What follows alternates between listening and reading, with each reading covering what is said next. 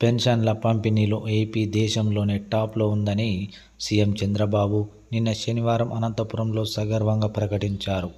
జిల్లాలోని నేమకల్లులో డిసెంబర్ నెల పెన్షన్ల పంపిణీ ప్రారంభించిన చంద్రబాబు లబ్ధిదారులకు వాటిని అందజేశారు.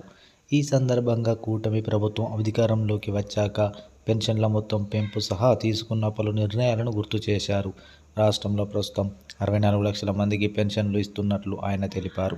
రాష్ట్రంలో కూటమి ప్రభుత్వం అధికారంలోకి వచ్చాక పెన్షన్ మొత్తం 4,000కు పెంచామని, 5 నెలల్లో ఇలా 64 లక్షల మందికి 18,000 కోట్లు అందజేసినట్లు ముఖ్యమంత్రి చంద్రబాబు తెలిపారు. అదే సమయంలో ఏదైనా కారణంతో 2 నెలల పెన్షన్ తీసుకోకపోయినా 3వ నెల మొత్తం ఒకేసారి తీసుకునే అవకాశం కల్పించామన్నారు. పెన్షన్ లబ్ధిదారుల్లో ఉన్న కూలీల్ని, కార్మికుల్ని దృష్టిలో పెట్టుకుని ఈ నిర్ణయం తీసుకున్నట్లు తెలిపారు. పెన్షన్ల పంపిణీలో ఎలాంటి అవినీతి ఉండకూడదని ముందే అధికారులకు చెప్పేసినట్లు సీఎం చంద్రబాబు వెల్లడించారు. మరోవైపు వెనుకబడిన అనంతపురం జిల్లా అంటే తనకెంతో ప్రేమని సీఎం చంద్రబాబు తెలిపారు. అందుకే ఇందులో వెనుకబడిన రాయదుర్గం ప్రాంతాన్ని ఎడారి కానివ్వకుండా చర్యలు తీసుకున్నట్లు వెల్లడించారు.